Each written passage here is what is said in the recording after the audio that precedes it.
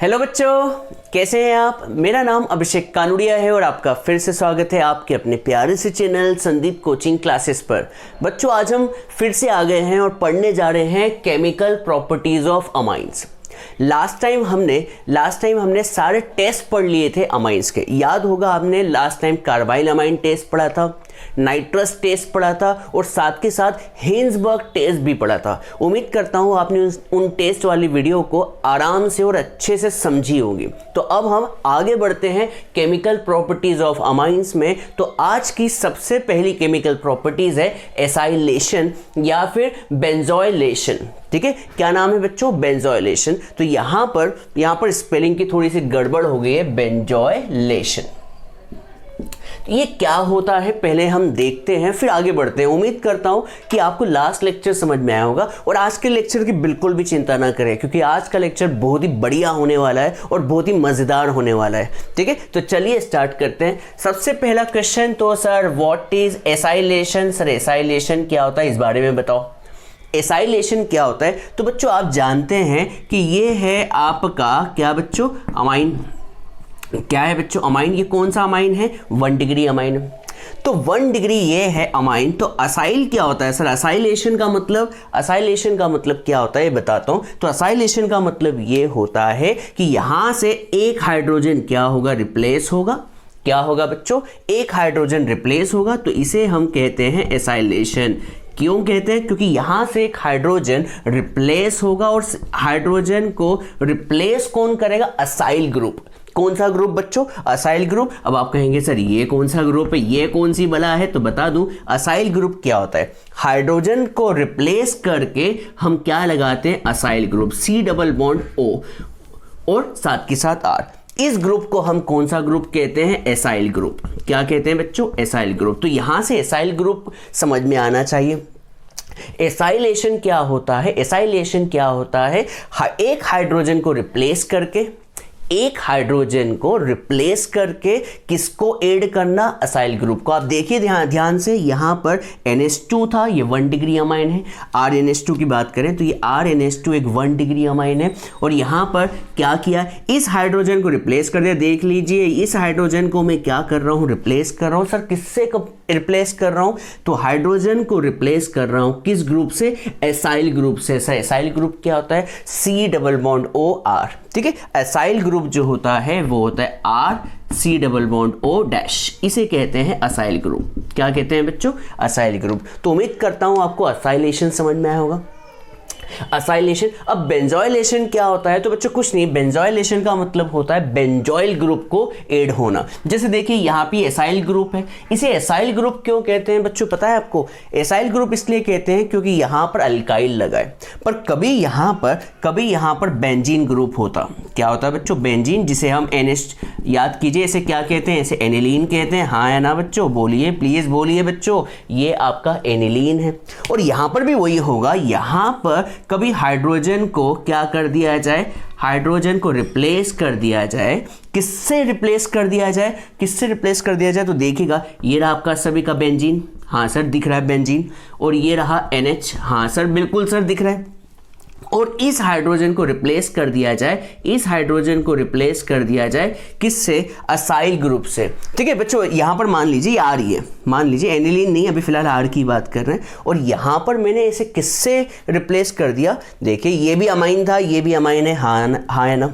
और इसको मैंने किससे रिप्लेस कर दिया? जैसे एसाइल ग्रुप होता है, एक ग्रुप होता है बेंजोइल ग्रुप। बेंजोइल ग्रुप का मतलब ये होता है कि C डबल बॉन्ड O और ये R की जगह पर क्या लगा होगा बच्चों? Benzene group. और यहां तो R था, देखिए ये रहा आपका R, देखिए R, ये रहा N और ये रहा H। और इस हाइड्रोजन को रिप्लेस कर दिया किससे? सर किससे रिप्लेस कर दिया? आप देखिए ये एसाइल ग्रुप है और ये कौन सा ग्रुप है? बेंजोइल ग्रुप है। तो इस प्रोसेस को हम क्या कहेंगे? बेंजोइलेशन। क्या कहेंगे बच्चों? बेंजोइलेशन। तो बच्चों आपको बेसिक तो समझ में आना चाहिए। एसाइलेशन का मतलब क्या होता है? एसाइल ग्रुप का जुड़ना। सर किसकी जगह? हाइड्रोजन की जगह। यहां पर भी देखिए हाइड्रोजन की जगह किसका रिप्लेसमेंट हो रहा है? बेंजोइल ग्रुप का। तो इसे क्या कहेंगे? बेंजोइलेशन। क्या कहेंगे बच्चों, बेंजोइलेशन। ठीक है, तो यहाँ पर ये कहानी समझ में आ गई। तो इसे मैं रफ कर रहा हूँ क्योंकि ये सिर्फ समझाने के लिए था। आप इसे नोट डाउन कर लें, इसको लिख लें बच्चों। ये रफ में ही सही पर लिखना ज़रूरी है, आपको समझ में आ जाएगा कि what is acylation and what is benzoylation. ठीक है, तो एसाइलेशन मतलब एसाइल ग्रुप का ऐड होना हाइड्रोजन की जगह, और बेंजोइलेशन का मतलब हाइड्रोजन की जगह बेंजोइल ग्रुप का ऐड होना। ठीक है, मैं इसे रफ कर रहा हूँ। ठीक है, तो इतना तो समझ में आ गया, इतना तो समझ में आ गया कि सर एसाइलेशन क्या होता है, बेंजोइलेशन क्या होता है। तो पहली चीज़ मैंने यही लिखी है, the process of replacement of hydrogen atom. अभी बताया था, हाइड्रोजन एटम को रिप्लेस करें किसमें से, NH2 ग्रुप में से, बाय एसाइल ग्रुप। किस ग्रुप से, एसाइल ग्रुप से कभी आप क्या करें, रिप्लेस करें, तो इसे हम क्या कहेंगे, एसाइलेशन। और कभी बेंजोइल ग्रुप से आप रिप्लेस करें तो क्या कहेंगे, बेंजोइलेशन। ये बात समझ में आ गई। अब देखिए, अब यहाँ से कहानी समझिए। अब बच्चों बताओ, 1 डिग्री अमाइन की बात करें तो 1 डिग्री अमाइन मतलब RNH2। बताइए क्या यहाँ पर एक हाइड्रोजन है, तो आप कहेंगे हाँ सर है, 1 डिग्री में एक हाइड्रोजन है, तो यहाँ पे हाइड्रोजन एक रिप्लेस हो सकता है। और कभी हम 2 डिग्री की बात करें तो 2 डिग्री में भी कितना हाइड्रोजन होता है, एक हाइड्रोजन होता है, तो यहाँ पर भी हाइड्रोजन रिप्लेस हो सकता है। पर कभी हम 3 डिग्री की बात करें तो 3 डिग्री में तो हाइड्रोजन ही नहीं है। अब 3 डिग्री में हाइड्रोजन ही नहीं है तो ये प्रोसेस 3 डिग्री में पॉसिबल ही नहीं है। एसाइलेशन या बेंजोइलेशन 3 डिग्री में पॉसिबल नहीं है। तो ये बात समझ में आ गई होगी, क्योंकि हाइड्रोजन ही नहीं है, फ्री हाइड्रोजन ही नहीं है। तो यहाँ पर ये रिएक्शन सिर्फ कौन शो करते हैं, 1 डिग्री और 2 डिग्री ही शो करते हैं। तो यहाँ से एक और क्वेश्चन भी समझ में आ गया कि भैया 3 डिग्री एसाइलेशन शो क्यों नहीं करता है, क्योंकि एक हाइड्रोजन इसमें नहीं है, हाइड्रोजन ही नहीं है। तो यहाँ से एक कहानी और समझ में आ गई। अब देखिए, यहाँ पर 1 डिग्री चाहे एलिफेटिक हो या फिर अरोमेटिक अमाइन है, वो किसके साथ रिएक्शन करते हैं, एसिड क्लोराइड के साथ और बेंजोइल क्लोराइड के साथ, और क्या देते हैं, अमाइड देते हैं। रट लीजिए बच्चों, रट लीजिए, 1 डिग्री और 2 डिग्री एलिफेटिक या अरोमेटिक अमाइन किसके साथ रिएक्शन करते हैं, एसिड क्लोराइड के साथ। मैं करवाऊंगा, अभी रिएक्शन करवाने वाला हूँ। एसिड क्लोराइड के साथ करें या फिर बेंजोइल क्लोराइड के साथ करें या फिर एनहाइड्राइड्स के साथ करें, तो हमेशा क्या मिलेगा, अमाइड मिलेगा। क्या मिलेगा बच्चों, अमाइड मिलेगा। सर अमाइड क्या होता है, बहुत से बच्चों को अमाइन और अमाइड नहीं पता, तो मैं अमाइन वर्सेस अमाइड भी बता देता हूँ। बहुत से लोग कहेंगे कि सर स्पेलिंग में सिर्फ N और D का अंतर है, तो क्या कुछ अंतर है, तो मैं कहूँगा हाँ है बच्चों। ये होता है RNH2 ग्रुप अमाइन, जिसे इस पूरे चैप्टर में हम पढ़ रहे हैं। और अमाइड क्या होता है, अमाइड जो होता है ये होता है RC+ONH2। क्या आप बता सकते हैं दोनों में अंतर क्या है, तो आप कहेंगे इसमें NH2 ग्रुप अल्काइल ग्रुप से जुड़ा हुआ है, पर इसमें NH2 ग्रुप किससे जुड़ा हुआ है, RC+O से। तो अमाइड और अमाइन भी समझ में आ गया, तो नया क्वेश्चन भी समझ में आ गया। ये क्वेश्चन नहीं है, सिर्फ कंसेप्ट है कि आपको पता तो होना चाहिए आप पढ़ने क्या जा रहे हैं। तो अमाइन क्या होता है, NH2 ग्रुप को R से जोड़ दें, पर अमाइड क्या होता है, NH2 ग्रुप को आप RC+O से जोड़ दें, तो ये अमाइन और ये अमाइड होता है। ठीक है, तो यहाँ पर हम यही तो कर रहे हैं बच्चों। हम यहाँ पर एसाइलेशन का मतलब क्या कर रहे हैं, एसाइलेशन का मतलब C+O ग्रुप को जोड़ने वाले हैं, तो इसी को तो हम कहते हैं अमाइड। ठीक है, तो यहाँ पर ये बात समझ में आ गई होगी। चलिए अब बिना देर की रिएक्शन स्टार्ट करते हैं, बहुत ज़्यादा बेसिक हो गया। तो सबसे पहले हम यहाँ पर एक रिएक्शन किसकी लेते हैं, 1 डिग्री की लेंगे, दूसरी रिएक्शन 2 डिग्री की लेंगे। ठीक है, तो 1 डिग्री में हम सबसे पहले लेते हैं C2H5NH2। क्या लेते हैं बच्चों, C2H5NH2, जिसे हम इथेनामाइन कहते आए हैं बचपन से। सर किसके बचपन से, मेरे बचपन से। ठीक है, इथेनामाइन कह देते हैं। तो इथेनामाइन जो है वो है क्या है बच्चों, 1 degree aliphatic amine. 1 degree aliphatic amine, ये तो आप बच्चों हम जानते ही हैं। अब इसकी रिएक्शन में किसके साथ करवाने जा रहा हूँ, एसिड क्लोराइड के साथ। एसिड क्लोराइड बोले तो CH3C+O, क्या नाम सुना हुआ है, क्या आपने एसिटिक एसिड नाम सुना हुआ है, हाँ सर सुना हुआ है। कभी एसिटिक एसिड में OH की जगह, मतलब आपके कार्बोक्सिलिक एसिड में CH3C+O OH होता है, इस OH की जगह आप Cl ग्रुप जोड़ दें तो इस पूरी फैमिली को एसिड क्लोराइड कहते हैं। वापस सुनिए, देखिए आप जानते हैं ये क्या होता है, ये होता है कार्बोक्सिलिक एसिड। इस कार्बोक्सिलिक एसिड में OH हटा दे तो एक नई फैमिली बन जाती है जिसका नाम होता है क्या बच्चों, एसिड क्लोराइड। ये होता है एसिटिक एसिड, याद कीजिए ये होता है आपका कार्बोक्सिलिक एसिड, याद कीजिए कार्बोक्सिलिक एसिड की फैमिली है। OH को रिप्लेस करके क्या लगा दे, Cl लगा दे, तो इस पूरी फैमिली को क्या कहते हैं, एसिड क्लोराइड। ठीक है बच्चों, बहुत सारे फंक्शनल ग्रुप होते हैं जिनको आपको पढ़ाया जाता है, आपको बस ध्यान रखना होता है कौन सा ग्रुप क्या है। चल, तो हम यहाँ पर क्या कर रहे हैं, क्या कर रहे हैं सर प्लीज बोलिए। आप यहाँ पर किसकी रिएक्शन करवा रहे हैं, यहाँ पर अमाइन की रिएक्शन करवा रहे हैं एसिड क्लोराइड के साथ।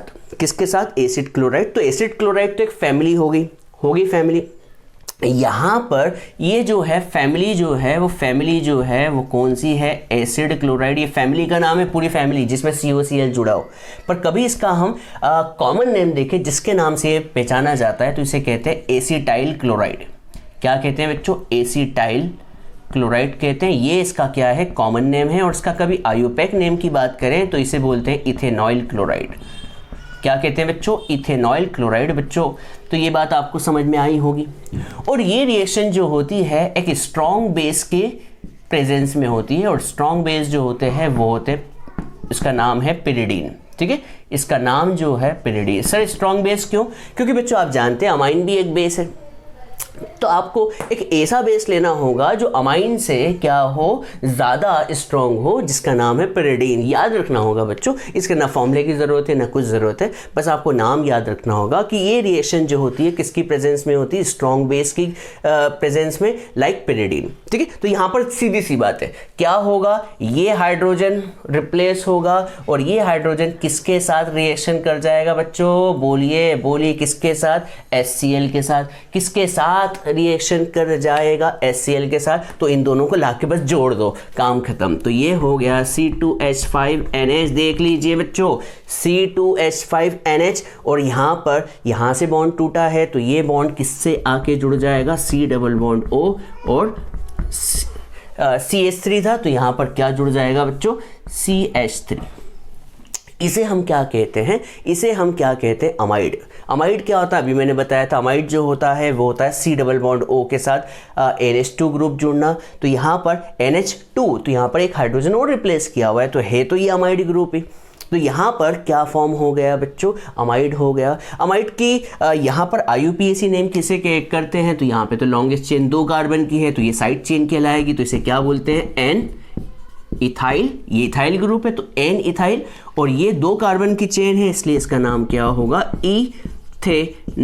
इथेनामाइड। बच्चों तो याद क्या करें, याद ये करना है कि बस आपको HCl निकालना है। क्या निकालना है, रट लो, यहाँ पर आपको HCl निकालना है। यहाँ पर आपको हमेशा इन रिएक्शन में क्या निकालना है, HCl। एक हाइड्रोजन और एक क्लोरीन निकल कर HCl बन गया, और ये दोनों चीज़ आपस में आके जुड़ गई और क्या बन गया, अमाइड बन गया। तो पहली रिएक्शन तो होगी, मैंने 1 डिग्री की करवा दी। अब मैं किसकी करवा रहा हूँ, 2 डिग्री की। देखिएगा तो ये C2H5, ये रहा आपका सबका C2H5, और ये रहा H। इसे हम क्या कहेंगे बच्चों, तो बच्चों याद होगा ये साइड चेन है तो इसे हम कहेंगे एन इथाइल। याद कीजिए बच्चों, एन इथाइल, और 2 कार्बन है यहाँ पर तो इथेनामाइड, एन इथाइल इथेनामाइड। और ये कौन सा है, 2 degree aliphatic amine, 2 degree aliphatic amine. तो देखिए बच्चों, इसकी रिएक्शन में किसके साथ करवा रहा हूँ, इसकी रिएक्शन में फिर से एसिड क्लोराइड के साथ ही करवा रहा हूँ। देखिए एसिड क्लोराइड ये ऊपर वाली ले लेते हैं, तो ऊपर वाला जो ये लिखा हुआ है ना, इसको मैं पलट के लिख देता हूँ। तो ये बच्चों यही है, यही जो ऊपर लिखा हुआ है ये यही है। देखिए दोनों सेम ही है, बस मैंने जानबूझ के पलट के लिखा है। इसलिए लिखा है क्योंकि ये H इसके साथ Cl के साथ निकलता हुआ दिख जाए। और याद रखिएगा ये रिएक्शन हमेशा एक स्ट्रॉन्गर बेस के प्रेजेंस में होती है, जो कि होता है पिरिडीन। ठीक है, तो यहाँ से HCl निकला कि नहीं निकला बच्चों, तो यहाँ पर बस जोड़ दीजिए क्या क्या जुड़ रहा है। तो C2H5N, और ये रहा C2H5, सर दिख रहा है देखिए C2H5N, C2H5, और इस बॉन्ड से कौन आके जुड़ जाएगा, C डबल बॉन्ड O, और साथ के साथ CH3। क्लियर है बच्चों, ये अमाइड बन गया। अमाइड क्या होता है, C डबल बॉन्ड O के साथ NH ग्रुप जुड़ जाए या N ग्रुप जुड़ जाए तो हम उसे क्या बोलते हैं, अमाइड कहते हैं। तो इसका IUPAC नेम क्या होगा, देखिए यहाँ पे 2 साइड चेन है और ये लॉन्गेस्ट चेन 2 कार्बन की है, तो यहाँ पर क्या लिखेंगे बच्चों, प्लीज बोले, N, डाई इथाइल, और ये क्या है, इथेनामाइड। सही है। तो यहाँ पर देखिए मैंने 1 डिग्री एलिफेटिक अमाइन की रिएक्शन एसिड क्लोराइड से करवा दी, 2 डिग्री की करवा दी, अब 3 डिग्री की तो होने वाली है ही नहीं, क्योंकि हाइड्रोजन ही नहीं होगा ना, 3 डिग्री में हाइड्रोजन नहीं होगा तो क्लोरीन निकलेगा नहीं, और क्लोरीन निकलेगा नहीं तो यहाँ पर अमाइड भी फॉर्म नहीं होगा। तो ये दोनों रिएक्शन को जल्दी से नोट डाउन कर ले। अब मैं तीसरी रिएक्शन भी लिख देता हूँ। देखिए मैंने यहाँ पर सबसे पहले एलिफेटिक अमाइन लिया और अभी भी क्या लिया, एलिफेटिक अमाइन लिया। अब मैं क्या कर रहा हूँ, देखिए मैं अब जो है फिर से क्या ले रहा हूँ, 1 डिग्री अमाइन ले रहा हूँ। देखिए 1 डिग्री अमाइन दिख रहा होगा, 1 डिग्री अमाइन। और इस बार मैंने एसिड क्लोराइड तो लिया, पर यहाँ पर CH3 ग्रुप ना जोड़ते हुए मैंने बेंजीन ग्रुप लिया। क्या लिया बच्चों, benzene group, C double bond OCl। बच्चों आप बता सकते हैं इसका नाम क्या था, इथेनॉइल क्लोराइड। इसका नाम क्या था, इथेनॉइल क्लोराइड, तो इसका नाम क्या होगा, बेंजॉइल क्लोराइड। क्या होगा बच्चों, बेंजॉइल क्लोराइड। क्या नाम होगा बच्चों, बेंजॉइल क्लोराइड। और ये रिएक्शन जो होगी किसकी प्रेजेंस में होगी, तो पिरिडीन की प्रेजेंस में होगी। देखिए सर आप कहेंगे ये क्या है सर, प्लीज बताइए ना। देखिए अभी मैंने यहाँ पर एसाइलेशन का, एसाइलेशन क्यों कहते हैं, क्योंकि मैंने इस अमाइड ग्रुप में इसमें क्या कर दिया है, एसाइल ग्रुप जोड़ दिया। देखिए C डबल बॉन्ड O, पर कभी मैं बेंजॉइल ग्रुप जोड़ दूं तो क्या नाम हो जाएगा, बेंजॉइलेशन। ठीक है, कभी मैं यहाँ पर RC double bond O group जोड़ दूं तो एसाइल ग्रुप जोड़ा, पर कभी मैं बेंजीन और C double bond O group जोड़ दूं तो बेंजॉइलेशन होगा। अभी थोड़ी देर पहले कहा था। तो देखिए यहाँ पर होने वही वाला है जो आप कह रहे हैं। क्या सर, हाइड्रोजन निकलेगा, ये हाइड्रोजन किसके साथ रिएक्शन कर जाएगा, क्लोरीन के साथ, तो HCl रिमूव हुआ। पिछली रिएक्शन में भी HCl रिमूव हुआ था, लिखना भूल गया, HCl रिमूव हुआ। तो देखिए क्या बना, देखिएगा प्यार बच्चों, CH3NH, देखिए CH3NH, और यहाँ से बॉन्ड टूटा तो ये बॉन्ड यहाँ से जुड़ेगा, क्या बनेगा, C डबल बॉन्ड O, और ये रहा आपका बेंजीन ग्रुप। बच्चों ये बात आपको समझ में आ गई होगी। अब कभी हम इसकी IUPAC नेम लिखें तो ये वाला ग्रुप क्या होगा बच्चों, साइड चेन होगा। साइड चेन होने की वजह से इसका नाम क्या बनेगा बताओ, N मिथाइल, और इस ग्रुप को हम कहते हैं बेंजोनामाइड। क्या कहेंगे बच्चों, बेंजोनामाइड।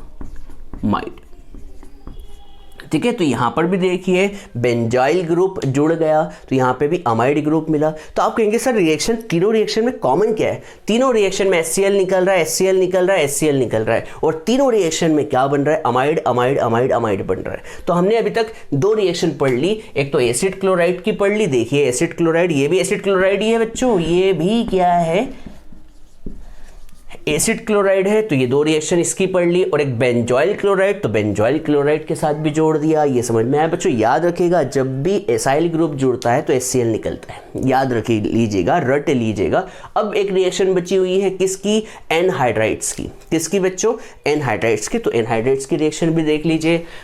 ठीक है, तो मैं यहाँ पर इसे पूरा रफ कर रहा हूँ बच्चों, प्लीज़ आप इसे नोट डाउन कर लें। कर लिया बच्चों, चलिए अब मैं रिएक्शन फिर से कर रहा हूं, पर इस बार रिएक्शन में किसकी करवा रहा हूं, एनहाइड्राइड से करवा रहा हूं। किससे बच्चों, एनहाइड्राइड से करवा रहा हूं। ठीक है, तो यहां पर मैं फिर से अमाइन ले रहा हूं। अमाइन कौन सा लूं बच्चों, 1 डिग्री ले लेता हूं, ज़्यादा समझ में आएगा। तो ये आपका 1 डिग्री अमाइन है, जिसे हम इथेनामाइन कहते हैं। ठीक है, इथेनामाइन कहते हैं, जो कि 1 डिग्री होगा। ठीक है, 1 डिग्री होगा कि नहीं होगा। इसकी रिएक्शन में किसके साथ करवा रहा हूँ, एनहाइड्राइड के साथ। तो आप कहेंगे सर एनहाइड्राइड क्या होते हैं, तो नई बात फिर से सुनने को मिल रही है। CH3 C double bond O C double bond O CH3। इसे ये जो ग्रुप दिख जाए जिसमें C double bond O C double bond O ऐसा मिल जाए तो इसे एनहाइड्राइड ग्रुप कहते हैं। ठीक है, तो एनहाइड्राइड नई चीज़ सीखने को मिल रही है, एनहाइड्राइड इसे कहते हैं। ठीक है, घबराना नहीं बच्चों, इसे एनहाइड्राइड ग्रुप कहते हैं।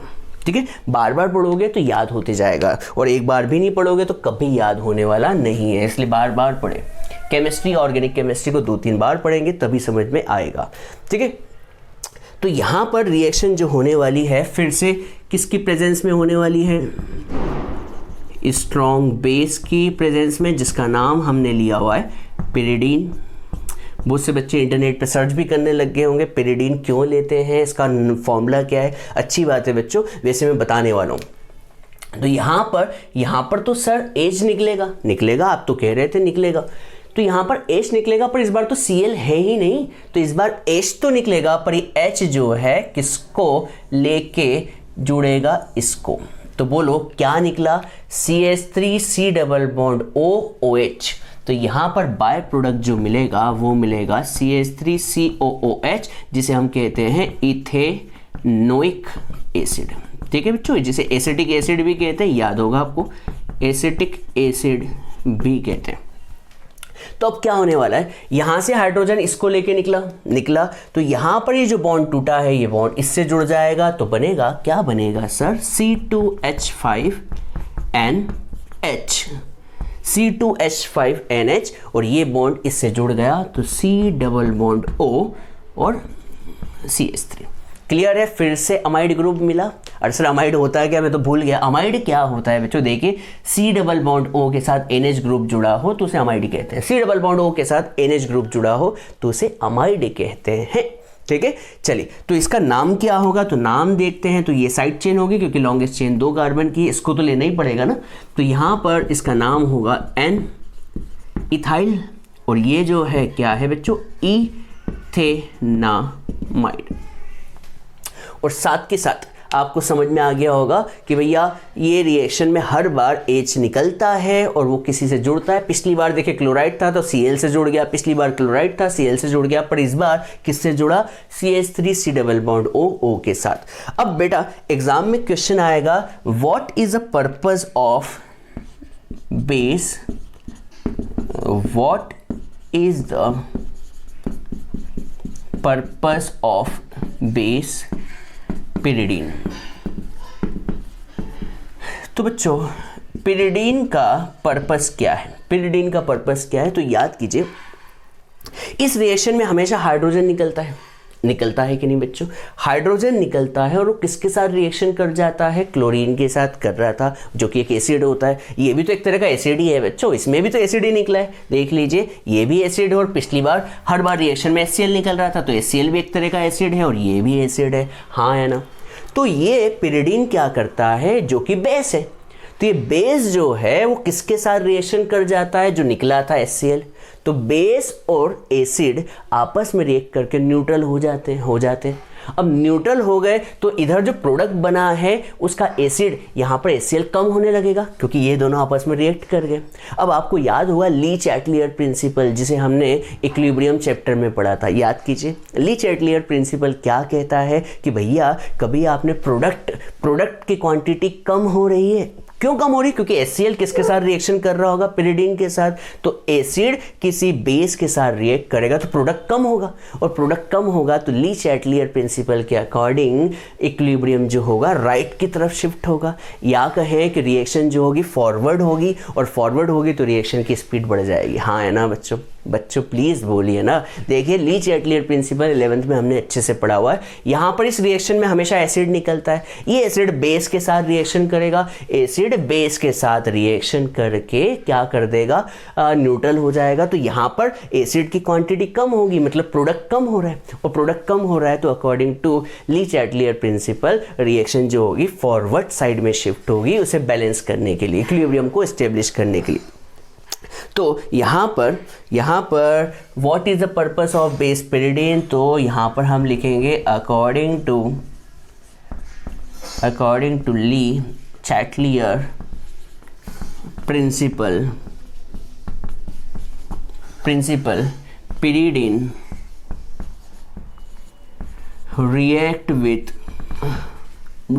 with acid so formed का मतलब जो अभी बना था, जो एसिड बना था, जैसे एसिड कौन सा बना था बच्चों, HCl बना था या फिर CH3COH बना कि नहीं बना। तो according to Le Chatelier principle pyridine react with acid so formed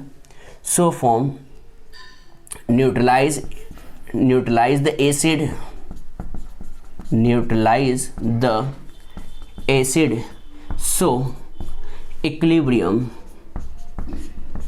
equilibrium, shift towards right side of reaction, या फिर कहें फॉरवर्ड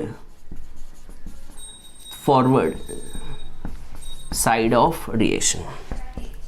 ठीक है, तो इससे होगा क्या, रिएक्शन क्या होने लगेगी, फास्ट होने लगेगी। ठीक है बच्चों, इससे पता क्या चल रहा है कि रिएक्शन फास्ट करवाने के लिए हम बेस ले रहे हैं। तो बेस लेने का पर्पस क्या है समझ में है, बेस एसिड के साथ रिएक्शन कर जाएगा, न्यूट्रल हो जाएगा, तो प्रोडक्ट कम हो रहा है, तो ली चैटलियर कहता है कि भैया प्रोडक्ट कम हो रहा है, तो इक्विलिब्रियम एस्टेब्लिश करने के लिए यहाँ पर रिएक्शन जो होगी फास्ट होने लगेगी। किस डायरेक्शन में, फॉरवर्ड डायरेक्शन में। ठीक है, इतना आपको याद होना चाहिए। जल्दी से बच्चों इसे नोट डाउन करें। एसाइलेशन उम्मीद करता हूँ समझ में आया होगा। एक लास्ट वर्डिक देते जाता हूँ, वर्डिक मतलब लास्ट वर्ड दे के जाता हूँ। लास्ट शब्द ये है कि एसाइलेशन और बेंजोइलेशन में एसाइल ग्रुप जुड़ता है, पर अमाइन में एसाइल ग्रुप क्यों जुड़ेगा, एक हाइड्रोजन रिप्लेस होगा और एक हाइड्रोजन रिप्लेस होकर एसाइल ग्रुप जुड़ेगा या फिर बेंजोइल ग्रुप जुड़ेगा। ठीक है, तो यहाँ पर आपको समझ में आ गया होगा, ये फाइनल वर्डिक था, तो इसे आप नोट डाउन कर ले जल्दी से। ठीक है,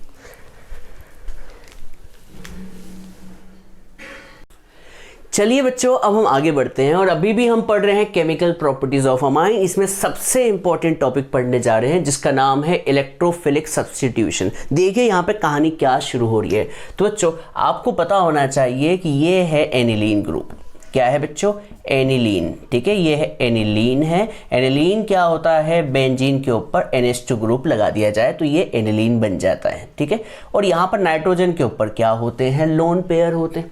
और आप जानते हैं कि कभी हम इसका रेजोनेंस स्ट्रक्चर बनाने लग जाए तो इसके 5 रेजोनेटिंग स्ट्रक्चर बनेंगे। मैं एक बार बना के दिखाई देता हूँ। देखिए 5 रेजोनेटिंग स्ट्रक्चर कैसे बनेंगे। कभी आपने क्लास 11th में ये देखा हो या फिर पिछले चैप्टर्स में आपने रेजोनेंस देखा हो, तो फिर से बता देता हूँ। देखिए तो यहाँ पर क्या होगा, हम जानते हैं कि NH2 जो है वो इलेक्ट्रॉन विड्रॉइंग ग्रुप होता है। इलेक्ट्रॉन विड्रॉइंग ग्रुप का मतलब है इलेक्ट्रॉन्स को हमेशा बाहर फेंकने की कोशिश करता है। अपने पास हो तो क्या बोलेगा, फेंकेगा। अब बच्चों बताओ ये इलेक्ट्रॉन्स को फेंकेगा कहाँ, तो फेंकेगा कहाँ, यहाँ की तरफ। ठीक है, तो यहाँ पर होगा क्या, इसको हम पहले भी पढ़ चुके हैं पर मैं फिर से बताने की कोशिश कर रहा हूँ, फिर से बता रहा हूँ जिससे आपका कंसेप्ट क्लियर हो। तो यहाँ पर देखिए, यहाँ पर डबल बॉन्ड क्रिएट हो जाएगा और एन के ऊपर पॉजिटिव आ जाएगा। बहुत से लोग कहेंगे सर पॉजिटिव क्यों आता है, क्योंकि इसने इलेक्ट्रॉन्स को डोनेट किया। अब इलेक्ट्रॉन्स को जैसे ही डोनेट किया तो ये वाले जो यहाँ पे डबल बॉन्ड है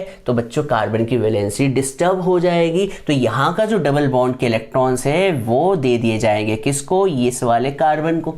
ठीक है, क्यों देते बच्चों मुझे बताओ। मेरी कैपेसिटी है चार बॉन्ड बनाने की, पर मेरे पास 5 बॉन्ड आ गए तो मैं क्या करूंगा, मैं तो 4 बॉन्ड ही रखना चाहूंगा ना। एक बॉन्ड को क्या करूंगा, पड़ोस वाले कार्बन को देने की कोशिश करूंगा। बॉन्ड का मतलब 2 इलेक्ट्रॉन, तो 2 इलेक्ट्रॉन को मैं कहाँ देने की कोशिश करूंगा, पड़ोस वाले कार्बन को। तो यहाँ पर क्या हो जाएगा, यहाँ पर इलेक्ट्रॉन जैसे ही इस कार्बन के पास आए तो इस कार्बन पर नेगेटिव चार्ज आ जाएगा। सर नेगेटिव क्यों आता है, क्योंकि उसने इलेक्ट्रॉन लिए हैं, इलेक्ट्रॉन ज़्यादा हो गए ना। मैं फिर से बताता हूँ, देखिए यहाँ के इलेक्ट्रॉन्स दिए तो यहाँ पे डबल बॉन्ड हो गया और यहाँ के जो इलेक्ट्रॉन्स है वो आगे की तरफ शिफ्ट हो गए। सर क्यों हुए, इसलिए हुए क्योंकि कार्बन की वैलेंसी 4 होती है, उसके पास 5वीं वैलेंसी आएगी तो इलेक्ट्रॉन्स को आगे भेजेगा, बिल्कुल भेजेगा। अब देखिए इसके आगे की कहानी सुनिए। अब यहाँ पर कार्बन के ऊपर नेगेटिव चार्ज आ गया। क्या आ गया बच्चों, नेगेटिव चार्ज। तो इलेक्ट्रॉन्स को आगे की तरफ शिफ्ट करेगा। जैसे ही इसने आगे की तरफ शिफ्ट हुआ तो यहाँ के इलेक्ट्रॉन्स जो है वो आगे की तरफ शिफ्ट होंगे। सेम कहानी। तो सेम कहानी के तहत तहत तहत तहत तहत क्या होगा, यहाँ पर रुकिएगा। सेम कहानी के तहत यहाँ पर तो डबल बॉन्ड है NH2 और NH2 के ऊपर पॉजिटिव चार्ज है, यहाँ पर डबल बॉन्ड आ गया और यहाँ पर क्या आ जाएगा, नेगेटिव चार्ज। अब इसके आगे की कहानी जो कि लास्ट टाइम पढ़ चुके हैं, मैं फिर से बता रहा हूँ क्योंकि यहाँ पर बहुत से बच्चे नए जुड़ रहे हैं मुझसे। तो यहाँ पर ये double bond as it is, double bond as it is. ये इलेक्ट्रॉन्स यहाँ की तरफ शिफ्ट होंगे तो डबल बॉन्ड यहाँ पर आ गया और यहाँ के डबल बॉन्ड के इलेक्ट्रॉन्स इस कार्बन पर शिफ्ट होंगे तो यहाँ पर नेगेटिव चार्ज आ जाएगा। डबल बॉन्ड NH2 ये पॉजिटिव। कहानी अभी भी रुकेगी नहीं, आगे बढ़ेगी। आगे बढ़ेगी तो आप कहेंगे कि क्या बढ़ेगी सर, प्लीज़ बताइए। आगे बढ़ेगी तो ये double bond as it is, ये double bond as it is, और यहाँ के इलेक्ट्रॉन्स यहाँ पे शिफ्ट होंगे तो यहाँ पे डबल बॉन्ड क्रिएट हो जाएगा। तो यहाँ का जो इलेक्ट्रॉन्स है वो वापस यहाँ की तरफ शिफ्ट हो जाएंगे और यहाँ पर नाइट्रोजन के ऊपर फिर से क्या आ जाएगा, NH2 ग्रुप आ जाएगा। तो बच्चों आपको बता दूं ये जो स्ट्रक्चर है, मतलब ये कभी आप इसका देखें तो इसके कितने रेजोनेटिंग स्ट्रक्चर है, 5 रेजोनेटिंग स्ट्रक्चर है, जिसे हम हाइब्रिड कहते हैं। 5 रेजोनेटिंग हाइब्रिड है। अब आप देखिए सबसे ज़्यादा इलेक्ट्रॉन की डेंसिटी कहाँ पर है, तो आप देखेंगे कि इलेक्ट्रॉन की डेंसिटी, इलेक्ट्रॉन ब्लैक पेन का है मेरा, एक ब्लैक पेन का है, तो इलेक्ट्रॉन की डेंसिटी एक तो इस जगह पर है, इलेक्ट्रॉन देखिए यहाँ पर ज़्यादा है, और इस केस में इलेक्ट्रॉन इस जगह ज़्यादा है, इस केस में इलेक्ट्रॉन इस जगह ज़्यादा है। तो आप बता सकते हैं ये जगह कौन सी कहलाती है बेंजीन में, तो आप कहेंगे सर पता है, मुझे पता है, पर हम बोलेंगे नहीं, आप ही बोलिए। चलिए मैं ही बोल देता हूँ। इस जगह को कहते हैं ऑर्थो, इस जगह को कहते हैं मेटा, और इस जगह को कहते हैं पेरा। ठीक है, ये ऑर्थो, ये मेटा और ये पेरा पोजीशन, ये भी पोजीशन जो होती है पेरा होती है, पर यहाँ पे तो फंक्शनल ग्रुप जुड़ा हुआ है।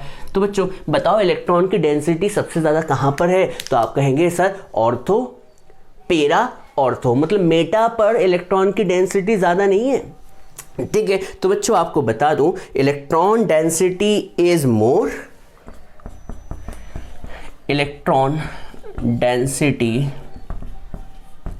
इन aniline is more at ortho and पेरा पोजिशन। ठीक है, किस पोजीशन पे ज़्यादा होती है, ऑर्थो और पेरा पोजीशन पे होती है। सर क्या, इलेक्ट्रॉन की डेंसिटी, मतलब जहाँ पर इलेक्ट्रॉन ज़्यादा होते हैं। तो ये इसकी कहानी यही है कि इलेक्ट्रॉन की डेंसिटी की बात करें तो यहाँ पर एनिलीन में इलेक्ट्रॉन की डेंसिटी इस जगह पे है। तो मान लीजिए कोई एक इलेक्ट्रोफाइल आया, अब बहुत से लोग कहेंगे सर इलेक्ट्रोफाइल क्या होता है। इलेक्ट्रोफाइल एक ऐसा स्पीशीज़ होती है जिसके पास इलेक्ट्रॉन्स की कमी है। इलेक्ट्रॉन्स की क्या होगी बच्चों, इसके पास डिफिशिएंसी, इलेक्ट्रॉन्स की कमी होगी। अब इलेक्ट्रॉन्स की कमी है तो ये किसे ढूंढेगा, जिसके पास इलेक्ट्रॉन ज़्यादा है। अब बताओ इलेक्ट्रॉन ज़्यादा है तो ये किस जगह आके जुड़ने की कोशिश करेगा, किस जगह आके जुड़ने की कोशिश करेगा, या तो ऑर्थो पोजीशन, ऑर्थो पर इलेक्ट्रॉन की डेंसिटी ज़्यादा है तो यहाँ पर ऑर्थो पे जुड़ेगा, पेरा पे जुड़ेगा और ऑर्थो पर। सही है, इसलिए यहाँ पर कभी भी एनिलीन में सब्स्टिट्यूशन रिएक्शन करवाई जाए तो आपको जो इलेक्ट्रोफाइल मिलेगा वो कहाँ मिलेगा, ऑर्थो पोजीशन पर और पेरा पोजीशन पर। कहाँ पर मिलेगा बच्चों, ऑर्थो पोजीशन पर, और कहाँ पर, पेरा पोजीशन पर। तो ये बात आपको समझ में आ गई होगी। तो हम सबसे पहले करवाते हैं, इसे आपने नोट डाउन कर लिया होगा, मैं इसे रफ कर रहा हूँ बच्चों, प्लीज़ नोट डाउन कर ले, बहुत ही इंपॉर्टेंट टॉपिक है, मैंने बहुत ही अच्छे से लिखवा दिया। इलेक्ट्रॉन की डेंसिटी जो होती है एनिलीन में कहाँ पर ज़्यादा होती है, ऑर्थो एंड पेरा पोजीशन पे। अब आपसे कोई पूछे क्यों, तो आप कहेंगे कि एनिलीन जो होता है वो इलेक्ट्रॉन विथड्रॉइंग ग्रुप होता है। क्या होता है बच्चों, इलेक्ट्रॉन विथड्रॉइंग ग्रुप होता है। इलेक्ट्रॉन विथड्रॉइंग ग्रुप का मतलब ये है इलेक्ट्रॉन्स को फेंकता है सर कहाँ की तरफ, रिंग की तरफ। इलेक्ट्रॉन को जैसे ही फेंका तो यहाँ पर इलेक्ट्रॉन की डेंसिटी कहाँ पर ज़्यादा होगी, ऑर्थो और पेरा पोजीशन पे। नोट डाउन कर लिया होगा, मैं रफ कर रहा हूँ। ठीक है, चलिए अभी भी इलेक्ट्रोफिलिक सब्स्टिट्यूशन की कहानी तो समझ में आ गई होगी। देखिए बच्चों, बहुत से लोग कहते हैं कि सर बहुत टाइम लगता है ऑर्गेनिक केमिस्ट्री में, पर बच्चों ऑर्गेनिक केमिस्ट्री में समय तो लगता है, पर एक बार चीज़ समझ में आ गई तो कोई नहीं भूलता। भूलने के लिए आपको दिमाग चाहिए होगा। ठीक है, तो आप भूल नहीं पाओगे, इतना अच्छे से यहाँ पर बातें क्लियर होगी। तो हम इसके अंदर सबसे पहले पढ़ रहे हैं ब्रोमिनेशन। क्या पढ़ रहे हैं बच्चों, ब्रोमिनेशन। तो देखिएगा कहानी क्या है। ये रहा आपका हमारा सबका प्यारा सा एनिलीन। क्या बच्चों, एनिलीन, जिस पर ये होता है लोन पेयर एनिलीन। इस एनिलीन की रिएक्शन हम किसके साथ करवा रहे हैं, ब्रोमीन के साथ, Br2 के साथ, जिसे हम ब्रोमीन वाटर भी कहते हैं। क्या कहते हैं बच्चों, ब्रोमीन वाटर। ठीक है, लिखना हो तो लिख लीजिए आप, ब्रोमीन वाटर है। अब इसमें Br के ऊपर क्या होगा, पॉजिटिव होगा, और Br के ऊपर क्या होगा, नेगेटिव। तो ये वाला चीज़ जो होगी इसे हम क्या कहते हैं, इलेक्ट्रोफाइल। और अभी थोड़ी देर पहले का जो भी इलेक्ट्रोफाइल होगा वो कहाँ जुड़ना पसंद करेगा, सिर्फ दो जगह पर, ऑर्थो एंड पैरा पोजीशन पे। तो यहाँ पर कहानी देखिए मैंने बहुत ही सिंपल कर दी, अब भूलने के लिए समय चाहिए आपको, ठीक है। तो ये रहा आपका अमाइन ग्रुप, और ब्रोमीन कहाँ आके जुड़ेगा, इस जगह और इस जगह। सर मेटा पे क्यों नहीं, अरे मेटा पे इलेक्ट्रॉन की डेंसिटी होती ही नहीं है। और ये जो है इलेक्ट्रोफाइल है, इलेक्ट्रोफाइल किसकी तलाश कर रहा है, जहाँ पे इलेक्ट्रॉन्स ज़्यादा है। तो इलेक्ट्रॉन ज़्यादा किस जगह पे, ऑर्थो पर और पैरा पोजीशन पे, ठीक है। अब यहाँ से एक हाइड्रोजन निकला होगा, तभी तो Br जुड़ा है, अपने आप थोड़ी जुड़ गया। तो यहाँ से हाइड्रोजन निकला, यहाँ से हाइड्रोजन निकला, यहाँ से हाइड्रोजन निकला, कितने हाइड्रोजन निकले, 3। और ये जो है 3 ब्रोमीन, कितने ब्रोमीन, 3 ब्रोमीन जो है वो क्या बना देंगे, HBr। इसका मतलब टोटल कितने ब्रोमीन लिए गए होंगे, Br2 लिए गए होंगे, 6 लिए गए होंगे, 3Br2। देखिए बैलेंसिंग तो आती होगी आपको। चलिए यहाँ पर ब्रोमिनेशन समझ में आ गया। कोई बताएगा इसका आयुपेक नेम क्या होगा, आयुपेक नेम क्या होगा, तो आप कहेंगे सर इसकी नंबरिंग यहाँ से चालू हो रही है, तो इसका जो नाम होगा वो होगा 2, 4, 6 ट्राई ब्रोमो, है ना। 2, 4, 6 पे ब्रोमो है, वो भी 3 बार, तो ट्राई ब्रोमो, और साथ के साथ एनिलीन। क्या बच्चों, एनिलीन। तो आप कहेंगे कि ये तो मिल गया, जहां पर आपको ऑर्थो पे भी ब्रोमीन मिला और पैरा पर भी मिला।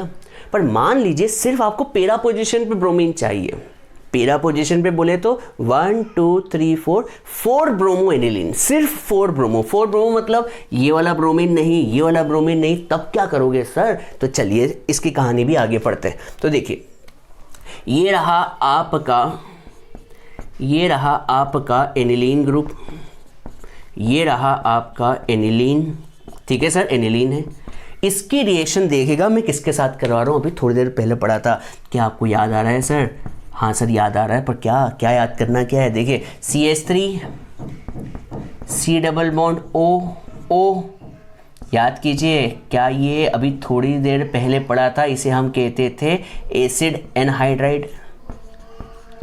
क्या कहते थे बच्चों, एसिड एनहाइड्राइड, ठीक है। याद कीजिए NH2 में एक H और होता था, ठीक है, ये H किसके साथ रिएक्शन कर जाता था, तो ये H जो है रिएक्शन कर जाता था इसके साथ। याद कीजिए, हाँ सर बिल्कुल याद आ रहा है, वो भी प्रेजेंस होती थी किसकी, स्ट्रॉन्ग बेस पिरिडीन की। याद कीजिए। तो बच्चों जैसे ही H हटा तो यहाँ पर ये ग्रुप जुड़ जाएगा, बोलिए क्या बनेगा, ये बनेगा NH और NH, और क्या बन जाएगा, C double bond O CH3। Clear है कि नहीं बच्चों, ये आपका अमाइड ग्रुप था। याद कीजिए बच्चों, याद कीजिए तो आपको याद होगा कि ये जो है आपका अमाइड ग्रुप है। अब यहाँ पर ये अमाइड ग्रुप है, इतनी बात तो आपको क्लियर हो ही गई होगी बच्चों। नहीं सॉरी मैंने गलत बना दिया, यहाँ पर ये NH है, दिख रहा होगा बेटा N, और ये H को मैं यहाँ बना देता हूँ सिंप्लिसिटी के लिए। देखिए NH, और यहाँ का बॉन्ड टूटा है और यहाँ का बॉन्ड टूटा है, तो इस H के साथ जुड़ेगा ना, या फिर कहें कि नाइट्रोजन के साथ जुड़ेगा। तो यहाँ पर नाइट्रोजन के साथ ये जुड़ गया C डबल बॉन्ड O। यहाँ पर थोड़ा नीचे बना देता हूँ क्योंकि मुझे इसको समझाने के लिए जगह भी चाहिए। तो C डबल बॉन्ड O, और ये रहा CH3, ठीक है। तो आपको क्या चाहिए बच्चों, मैं आपको बताने की कोशिश कर रहा हूँ। अब यहाँ पर होगा क्या, जैसे ही आपने इस एनिलीन की रिएक्शन एसिड एनहाइड्राइड के साथ करवा दी तो ये H के साथ तो ये ऐड हो गया। अब देखिए नाइट्रोजन क्या करेगा, ये नाइट्रोजन अपने डबल जो लोन पेयर है उसे किसे देने की कोशिश करेगा, कार्बन को। दिया कार्बन को।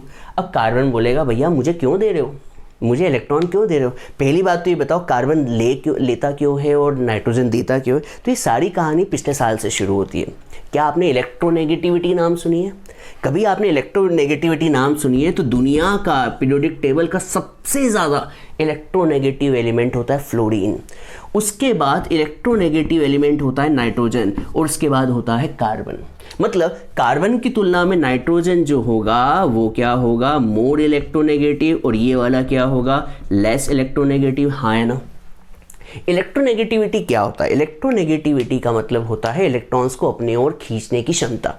ठीक है, तो यहाँ पर नाइट्रोजन जो है वो क्या करेगा, इलेक्ट्रॉन ज़्यादा होने की वजह से किसे देने की कोशिश करेगा, कार्बन को देने की कोशिश करेगा। देगा कि नहीं देगा बच्चों? तो यहाँ पर नाइट्रोजन जो है अपने इलेक्ट्रॉन को कार्बन को देने की कोशिश कर रहा है, तो कार्बन के पास तो 5 बॉन्ड हो जाएंगे। कार्बन 5 बॉन्ड क्यों बनाएगा? 5 बॉन्ड नहीं बनाएगा तो यहाँ के जो इलेक्ट्रॉन है यहाँ की तरफ शिफ्ट होंगे कि नहीं होंगे? यहाँ पर इलेक्ट्रॉन शिफ्ट होंगे। अब इलेक्ट्रॉन शिफ्ट हो गए तो उसके बाद यहाँ पर रेजोनेंस शुरू हो जाएगा। क्या शुरू हो जाएगा बच्चों? रेजोनेंस। देखिएगा रेजोनेंस कैसे बनेगा, मैं रेजोनेटिंग स्ट्रक्चर बना देता हूँ इसकी। ये रहा N, ये H और ये C, double bond O, CH3। तो ये देखिए यहाँ पर ये 2 इलेक्ट्रॉन कहाँ जाएंगे? इस तरफ। तो ये बॉन्ड अपने खींच लेगा ना बच्चों, इलेक्ट्रॉन्स को खींच लेगा। फिर इसके बाद क्या होगा सर? इसके बाद रेजोनेटिंग स्ट्रक्चर बनेगी। कितने रेजोनेटिंग स्ट्रक्चर बनेगी बच्चों? 2 ही बनेगी सर। क्यों? क्योंकि ये फिर से बना देता हूँ N, H, C, CH3 और ये। तो O के ऊपर बोलो क्या आ गया? नेगेटिव आ गया। अरे आया था कि नहीं बच्चों? O के ऊपर नेगेटिव। इसने इलेक्ट्रॉन दे दिए तो यहाँ पर क्या फॉर्म हो गया? डबल बॉन्ड फॉर्म हो गया। अब ये O जो है फिर से अपने इलेक्ट्रॉन्स को इसको देगा तो कार्बन की वैलेंसी 5 हो जाएगी, तो फिर से ये अपने इलेक्ट्रॉन्स को यहाँ पर खींच लेगा। तो यहाँ पर इसके कितने रेजोनेटिंग स्ट्रक्चर बनेंगे? 2 रेजोनेटिंग स्ट्रक्चर बनेंगे। कन्फ्यूजन ही कन्फ्यूजन है। देखिए क्यों कर रहे हैं सर? क्वेश्चन उठता है ऐसा कर क्यों रहे हैं? देखिए क्या हो रहा है, आपने ही कहा, क्या कहा कि सर एनिलीन जो होता है उसमें इलेक्ट्रॉन की डेंसिटी ऑर्थो और पेरा पर मैक्सिमम होती है। ऑर्थो और पेरा पर मैक्सिमम होती है, तो जो भी ब्रोमीन आएगा, इलेक्ट्रोफाइल आएगा, वो सिर्फ कहाँ पर जुड़ेगा? ऑर्थो पर भी और पेरा पर भी। पर मान लीजिए सिर्फ आपको पेरा कंपाउंड चाहिए, पेरा मतलब सिर्फ यहाँ पर चाहिए, तब आप क्या करोगे? अच्छा आपसे पूछेंगे कि भैया ये तीनों बन क्यों रहे थे, तो आप कहेंगे कि सर इलेक्ट्रॉन की डेंसिटी जो होती है सबसे ज़्यादा ऑर्थो और पेरा पे होती है। पर मैं पूछता हूँ क्यों होती है? क्योंकि NH2 पर नाइट्रोजन के ऊपर होता है लोन पेयर, और वो लोन पेयर क्या करता है? इलेक्ट्रॉन्स देता जाता है रिंग की तरफ, देता है कि नहीं? अब इलेक्ट्रॉन्स वो रिंग की तरफ देगा ही नहीं तो रेजोनेंस होगा ही नहीं, हाँ है ना? कभी देखिए मैं आपको बता रहा हूँ, यहाँ पर एनिलीन की कहानी चल रही थी, अभी रेजोनेटिंग स्ट्रक्चर बनाया था। ये रहा NH2, इसने इलेक्ट्रॉन इसको दिए थे कि नहीं? तो यहाँ से 5 रेजोनेटिंग स्ट्रक्चर बने थे। पर क्वेश्चन ये उठता है कि कभी ये इलेक्ट्रॉन इसे दे ही नहीं, किसी और को दे दे, तो क्या यहाँ पर रेजोनेंस होगा? तो आप कहेंगे सर इस बार तो नहीं होगा। क्यों नहीं होगा? क्योंकि इलेक्ट्रॉन जो है बिजी हो गए। कहाँ? किसी और दुनिया में बिजी हो गए, हमने उसे बिजी कर दिया। सही है, हमने उसे क्या कर दिया बेटा? बिजी कर दिया किसी और दुनिया में। तो अब बच्चों बताओ क्या यहाँ पर इलेक्ट्रॉन डेंसिटी ऑर्थो और पेरा पर मैक्सिमम होगी? तो आप कहेंगे नहीं सर, पिछली बार इसलिए हुई थी क्योंकि इलेक्ट्रॉन्स यहाँ की तरफ आ रहे थे। तो इस बार सबसे ज़्यादा इलेक्ट्रॉन डेंसिटी अभी कभी एक कंपाउंड जब ये इलेक्ट्रॉन्स इसे रिंग की तरफ ना फेंके तो सबसे ज़्यादा इलेक्ट्रॉन की डेंसिटी किस पर होती है? पेरा पर मोस्ट होती है। कहाँ पर होती है बच्चों? पेरा पर मोस्ट। तो यहाँ पर यही किया, हमने इस नाइट्रोजन के इलेक्ट्रॉन्स का ध्यान भटका दिया। हमने इस नाइट्रोजन के इलेक्ट्रॉन का ध्यान क्या कर दिया? भटका दिया। सर कैसे भटका दिया? रेजोनेंस में हमने इस नाइट्रोजन का क्या कर दिया? लोन पेयर को, इलेक्ट्रॉन जो थे उसको क्या कर दिया? उसको ध्यान भटका दिया। ध्यान भटकने से क्या होगा? वो इलेक्ट्रॉन्स को यहाँ फेंकेगा ही नहीं, यहाँ नहीं फेंकेगा तो ऑर्थो और पेरा पर इलेक्ट्रॉन की डेंसिटी ज़्यादा होगी ही, तो सिर्फ ज़्यादा कहाँ पर होगी? पेरा पोजीशन पे। अब हम वही करते हैं जो करते आए हैं। क्या? इसकी रिएक्शन कर दे ब्रोमीन वाटर के साथ। अभी मैंने बताया था ब्रोमीन वाटर के साथ।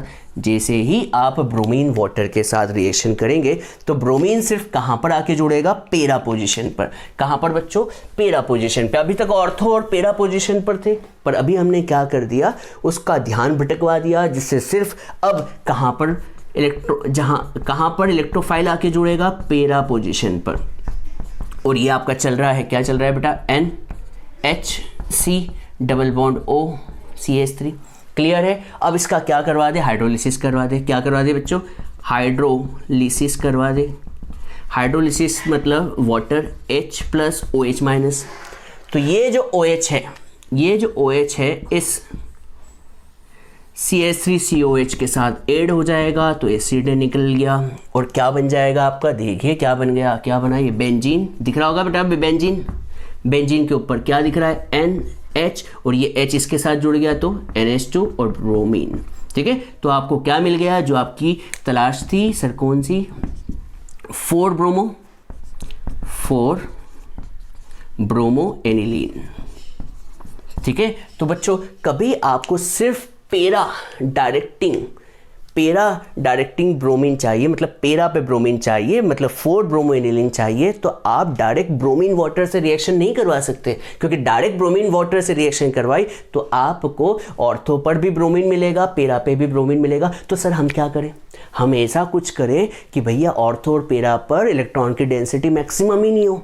तो क्यों नहीं हो, तो हम यहाँ पर नाइट्रोजन के जो लोन पेयर है उसको बिजी कर दें। सर कहाँ बिजी कर दें, तो हमने इसकी रिएक्शन एसिड एनहाइड्राइड के साथ करवा दी, तो ये डायग्राम बना। अब ये इलेक्ट्रॉन इसको देगा, इलेक्ट्रॉन खींच लेगा, फिर इलेक्ट्रॉन ये इसको देगा, खींच लेगा, तो यहाँ पे रेजोनेंस चलते रहेगा और यहाँ के इलेक्ट्रॉन्स क्या हो जाएंगे, बिजी हो जाएंगे। इलेक्ट्रॉन्स बिजी का मतलब इलेक्ट्रॉन्स रिंग की तरफ फेंकेगा ही नहीं नाइट्रोजन, जिससे ऑर्थो और पैरा पे इलेक्ट्रॉन की डेंसिटी ज़्यादा ही नहीं होगी। बच्चों समझ में आ गया होगा। अब उसके बाद आपने ब्रोमीन वाटर के साथ रिएक्शन करवाई, ब्रोमीन जो है पैरा पोजीशन पे आके जुड़ गया। अब ऑर्थो का तो नामो निशान नहीं, क्योंकि इलेक्ट्रॉन की डेंसिटी अब सिर्फ पैरा पर ही मैक्सिमम होती है। फिर हमने इसका हाइड्रोलिसिस करवा दिया, OH के साथ रिएक्शन कर गई और H यहाँ पर आके जुड़ गया, काम खत्म, पैसा हजम। नोट डाउन कर लिया।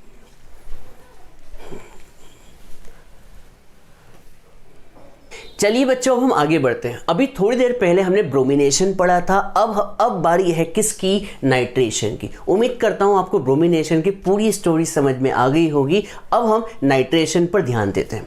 वैसे नाइट्रेशन होता क्या है ये आपको पता होना चाहिए। नाइट्रेशन का मतलब होता है NO2 ग्रुप का जुड़ना।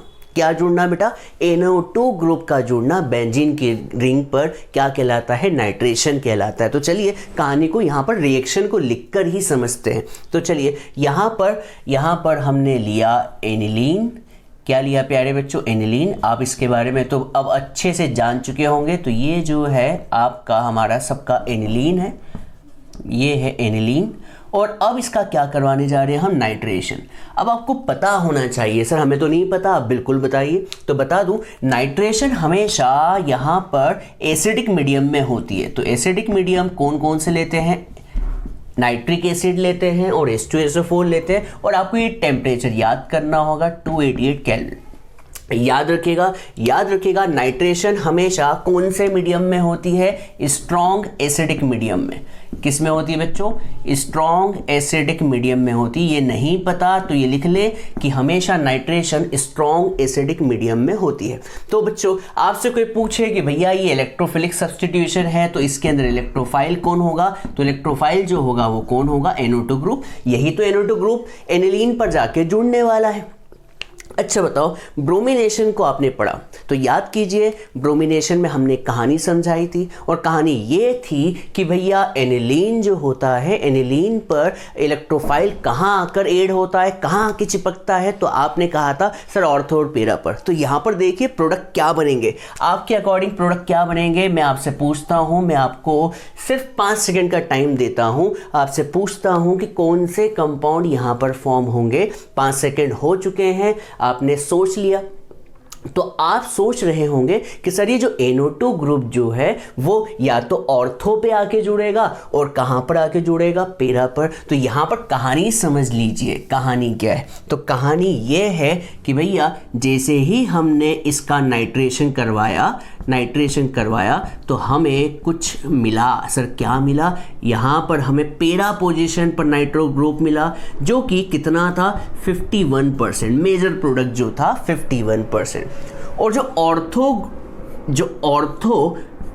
कंपाउंड मिला, ऑर्थो कंपाउंड जो मिला वो कितना मिला, तो आपको बता दूं जो ऑर्थो कंपाउंड है वो मिला सिर्फ 2%। तो आप कभी परसेंटेज पे विश्वास करते हैं, एडिशन जानते हैं, तो बता सकते हैं ये 51%, ये 2%। अब क्वेश्चन उठता है कि सर 43% कौन, 47% कौन होगा?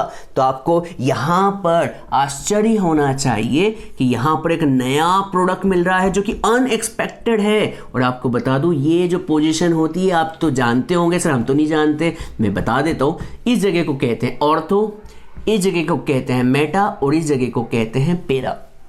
आपको बता दूं कि अभी थोड़ी देर पहले मैंने कहा था कि भैया जो एनिलीन होता है, एनिलीन जो होता है वो ऑर्थो और पेरा डायरेक्टिंग कंपाउंड होता है, ग्रुप होता है। ऑर्थो और पेरा डायरेक्टिंग ग्रुप होता है। इसका मतलब जो भी इलेक्ट्रोफाइल आएगा वो कहाँ आके जुड़ना पसंद करेगा?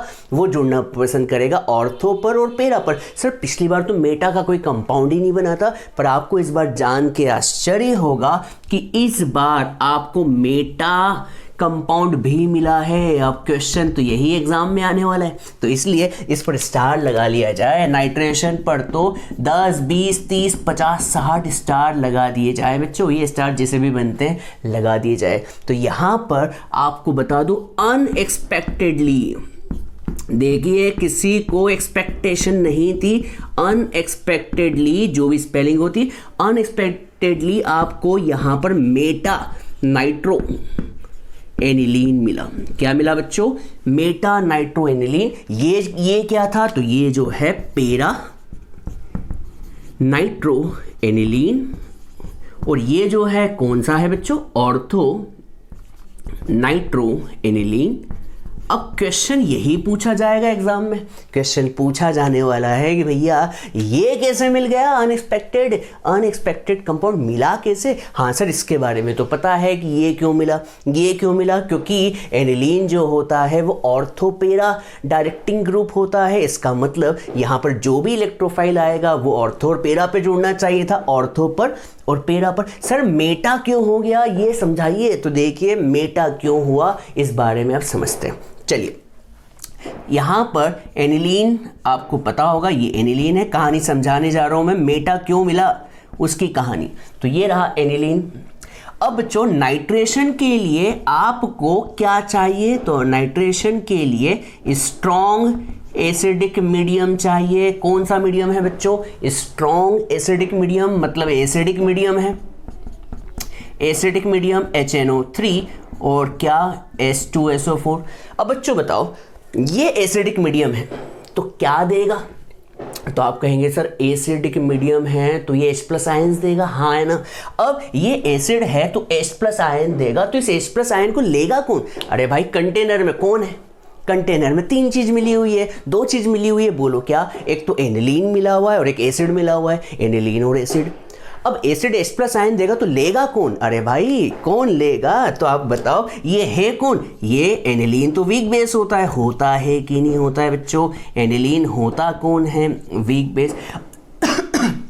ये H+ आयन देगा तो लेगा कौन? तो ये H+ आयन देगा तो लेगा कौन? ये अमोनिया ले लेगा, हाँ है ना। अब जैसे ही अमोनिया ने H+ आयन लिया, देखे कहानी क्या है? कहानी ये है, ये मीडियम को थोड़ा दूर कर दो, एसिडिक मीडियम। कहानी ये है कि ये स्ट्रॉन्ग एसिडिक मीडियम में होती है। अब स्ट्रॉन्ग एसिडिक मीडियम है तो ये क्या देने की कोशिश करेगा? H+ ion. और देगा किसको? इसको, बेस को।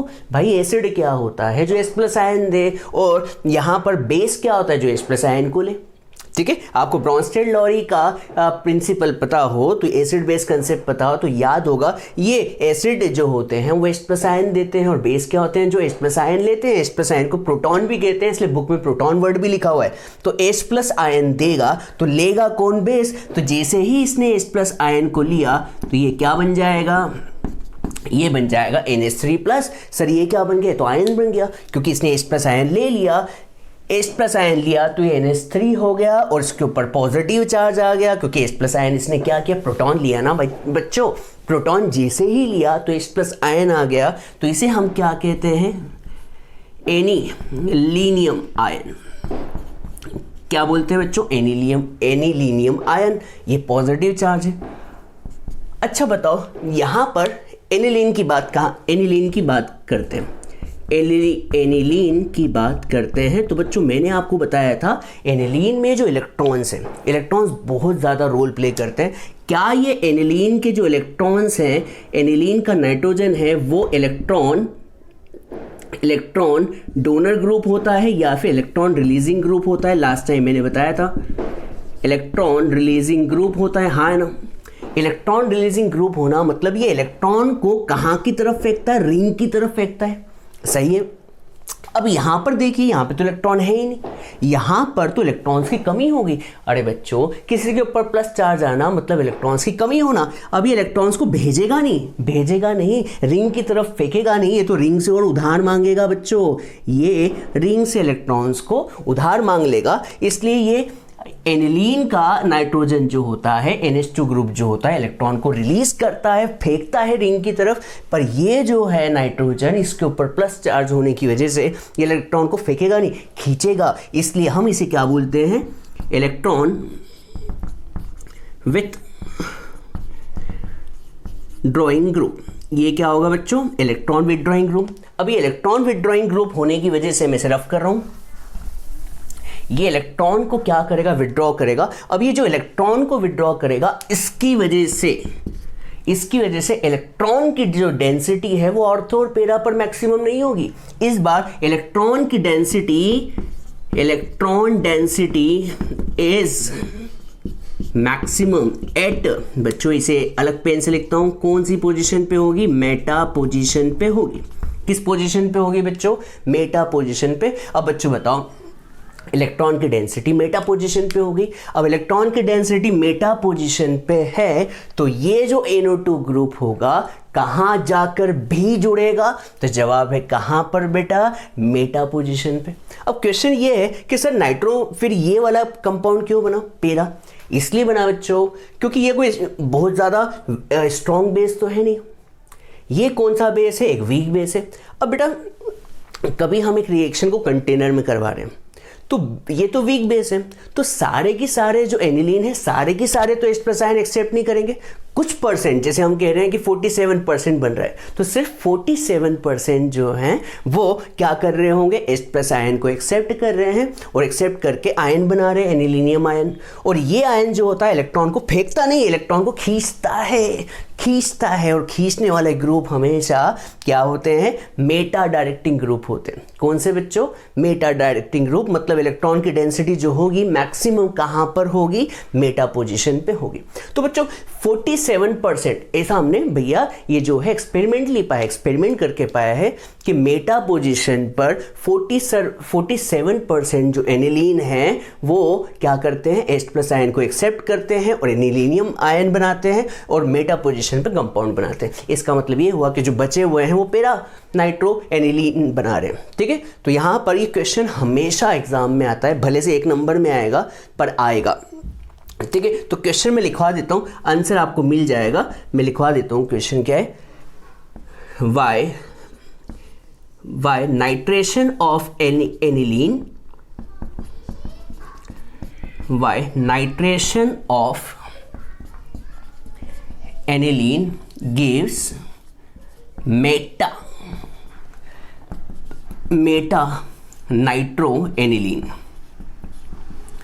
तो बेटा ये क्वेश्चन क्यों पूछा जा रहा है? क्योंकि किसी ने मेटा पर भी तो विश्वास ही नहीं किया था। क्योंकि अभी थोड़ी देर पहले मैं चिल्ला के बोल रहा था कि भैया जो भी इलेक्ट्रोफाइल आएगा वो कहाँ आके जुड़ेगा, तो मैंने चिल्ला के कहा था कि भैया जुड़ेगा तो ऑर्थो और पेरा पर। अब यहाँ पर एक अनएक्सपेक्टेडली चीज़ हो रही है। क्या हो रही है कि भैया मेटा क्यों बना, मेटा कंपाउंड क्यों बना? तो जवाब आपको मिल चुका होगा, क्वेश्चन भी समझ में आ गया होगा। तो मेटा लिख लीजिए, unexpected Meta nitro aniline is obtained due to aniline accept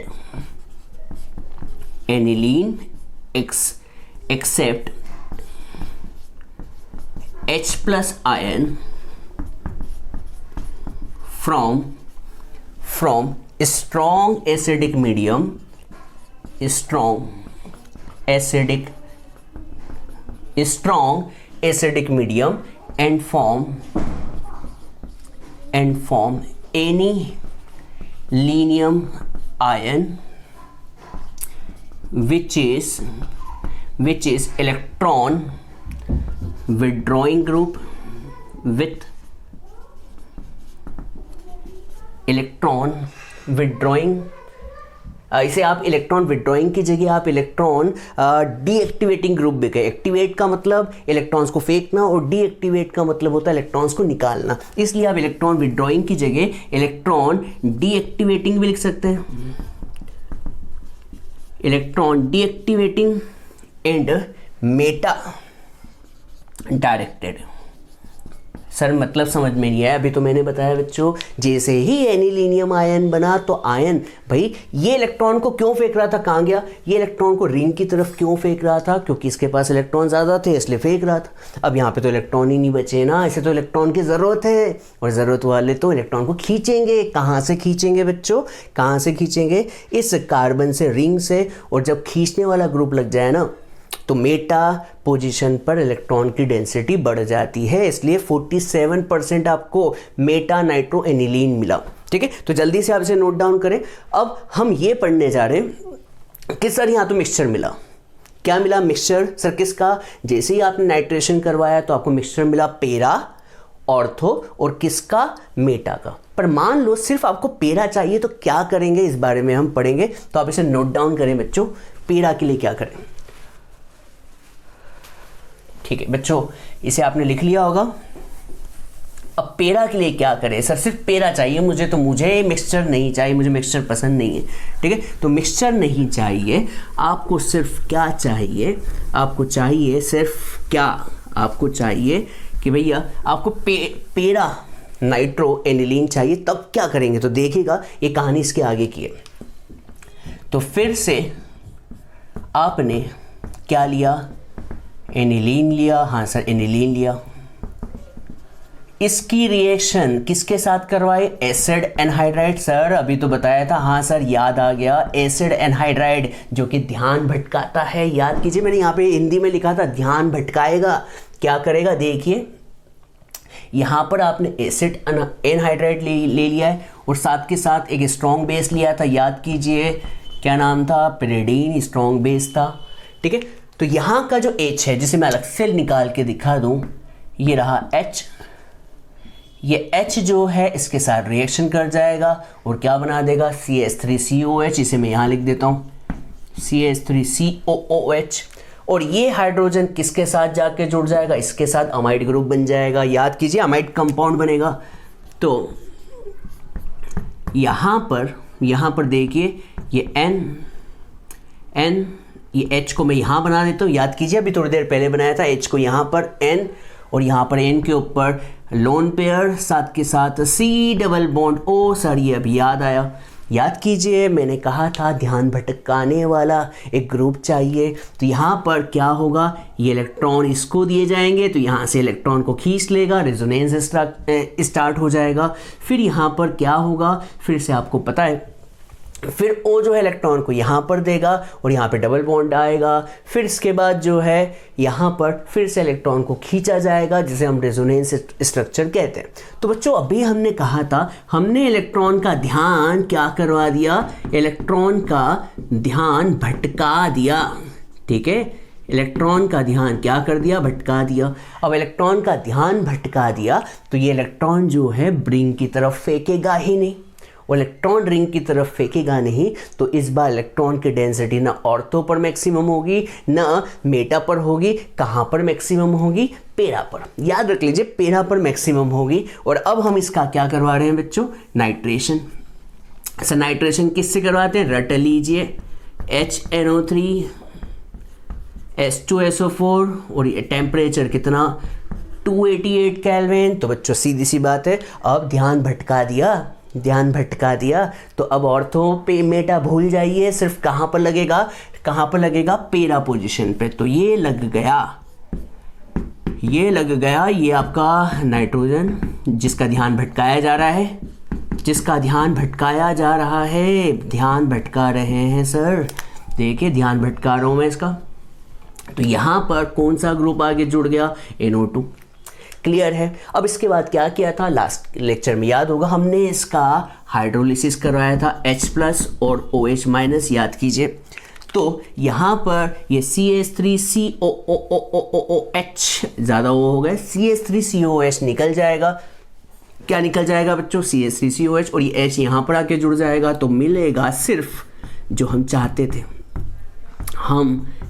थे, देखिए NH और ये H यहाँ पर जुड़ गया तो NH2 और ये नाइट्रो मिला। कौन सा कंपाउंड मिला, पैरा नाइट्रो एनिलीन मिला, और साथ के साथ CH3COH मिला। इसको भी यहाँ लिख देते हैं प्लस का CH3COH। और ली-चैटलियर प्रिंसिपल की कहानी याद है, स्ट्रॉन्ग बेस जो होगा ये ली-चैटलियर प्रिंसिपल के अकॉर्डिंग रिएक्शन को फॉरवर्ड साइड में शिफ्ट करेगा, इक्विलिब्रियम को। ठीक है। तो बच्चों आपसे कोई पूछे कि आपको मोनो सब्स्टिट्यूटेड क्या चाहिए बच्चों, मोनो मतलब जिसमें सिर्फ एक ही सब्स्टिट्यूट लगाओ, मोनो सब्स्टिट्यूट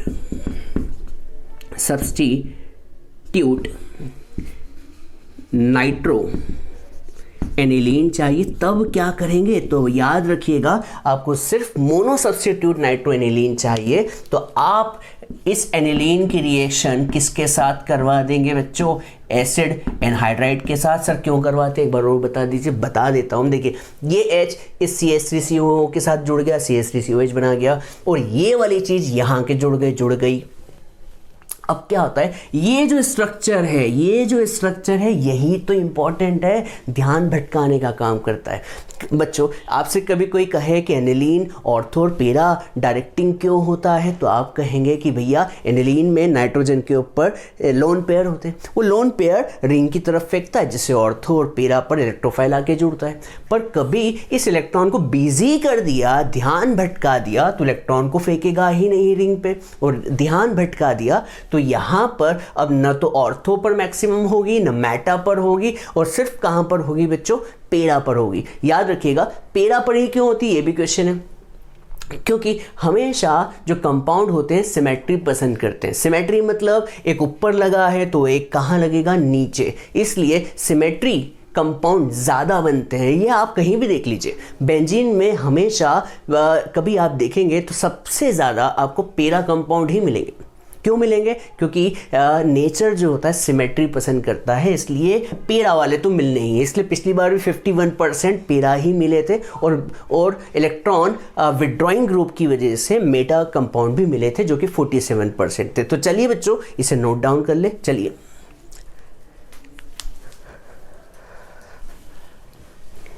चलिए बच्चों हम आगे बढ़ते हैं। अब बढ़ते हैं सल्फोनेशन क्या होता है। तो अब हम सल्फोनेशन की तरफ चल रहे हैं। तो यहाँ पर देखिए एक एक लाइन को पढ़िए। यहाँ पर किसकी बात चल रही है, एनिलीन रिएक्ट विथ कॉन्सनट्रेटिक H2SO4। यहाँ पर एनिलीन जो है देखिएगा बना रहा हूँ मैं, ये एनिलीन सबका प्यारा, एनिलीन जो है सबका प्यारा राज दुलारा, आपको पता ही है। एनिलीन की रिएक्शन किसके साथ करवाई जा रही है, H2SO4 के साथ रिएक्शन करवा रहे हैं। जैसे ही आप एनिलीन की रिएक्शन किसके साथ करवाएंगे, H2SO4 के साथ, तो यहाँ पर क्या मिलेगा, एनिलीनियम हाइड्रोजन सल्फेट। एनिलीनियम तो आप समझ गए होंगे कि सर ये रहा बेंजीन, ठीक है, बेंजीन के ऊपर एनिलीनियम का मतलब क्या होता है, NH3+, याद कीजिए NH3+। और यहाँ एक्चुअली ये एसिड है, स्ट्रॉन्ग एसिड है, तो ये एसिड क्या करेगा, इलेक्ट्रॉन को H+ आयन को डोनेट करेगा। तो यहाँ पर H को जोड़ दिया और यहाँ पर बन गया HSO4 नेगेटिव। देख लीजिए यहाँ पर कुछ कमी ज़्यादा नहीं है। देखिए यहाँ पर 2 हाइड्रोजन, यहाँ पे भी 2 हाइड्रोजन, टोटल 4, यहाँ पे 3 और एक 4। ये जो बनता है इसे हम कहते हैं एनिलीनियम हाइड्रोजन। देखिए बच्चों ये एनिलीनियम ग्रुप होता है, anilinium hydrogen sulphate.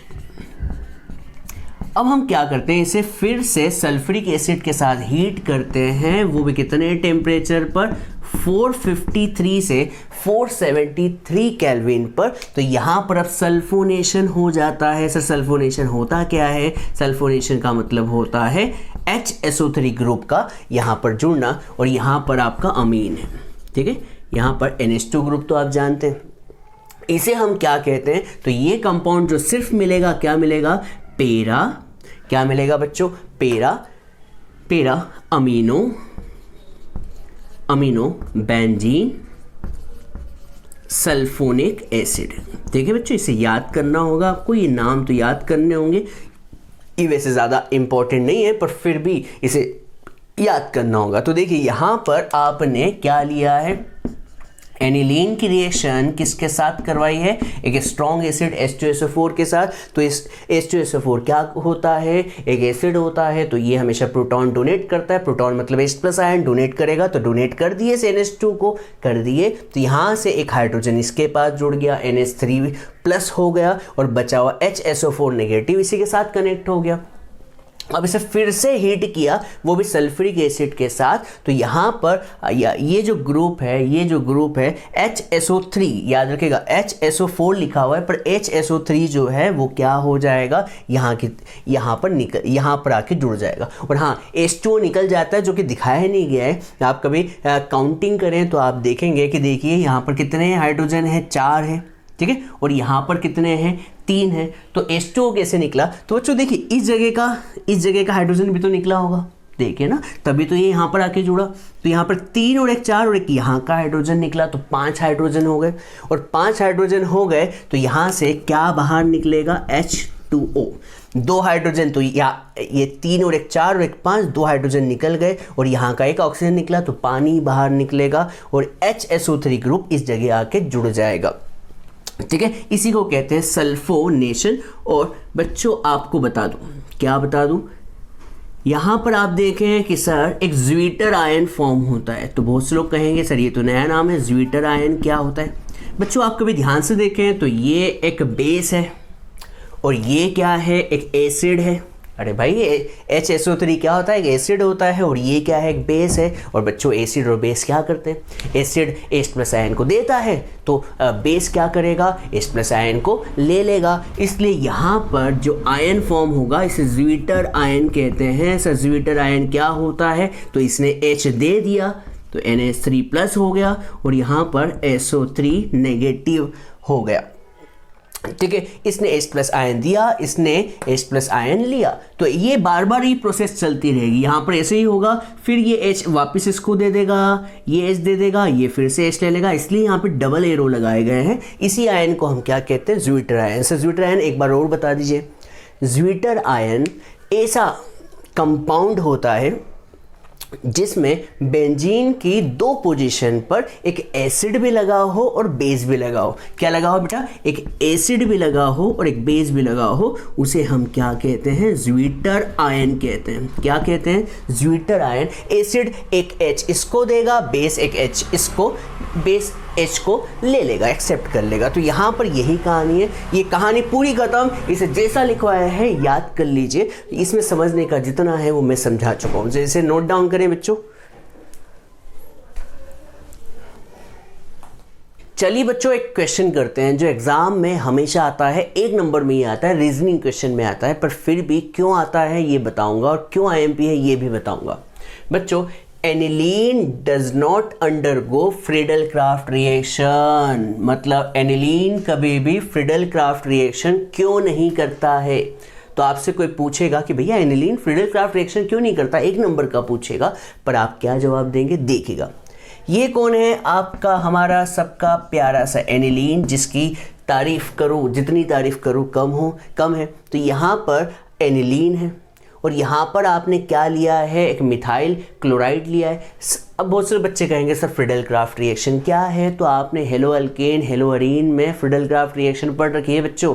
Friedel craft reaction का मतलब होता है अल्काइलेशन, मतलब अल्काइल ग्रुप का क्या होना, ऐड होना किसी भी कंपाउंड में। अल्काइल ग्रुप जब ऐड हो जाए तो उसे अल्काइलेशन कहते हैं, ठीक है। अब देखिए क्वेश्चन ये है कि अल्काइल ग्रुप ऐड क्यों नहीं हो रहा है, मतलब ये फ्रीडल क्राफ्ट रिएक्शन सपोर्ट क्यों नहीं करता है। तो देखिएगा, तो एनिलीन की रिएक्शन हम किसके साथ करवा रहे हैं, मिथाइल क्लोराइड के साथ। क्यों करवा रहे हैं? क्योंकि हम इस अल्काइल ग्रुप को ऐड करना चाह रहे हैं, तभी तो अल्काइलेशन होता है, उसी को अल्काइलेशन कहते हैं। पर आपको ये पता होगा फ्रीडल क्राफ्ट रिएक्शन के लिए सबसे ज़रूरी चीज़ होती है कैटलिस्ट। कैटलिस्ट होता है एल्यूमिनियम क्लोराइड।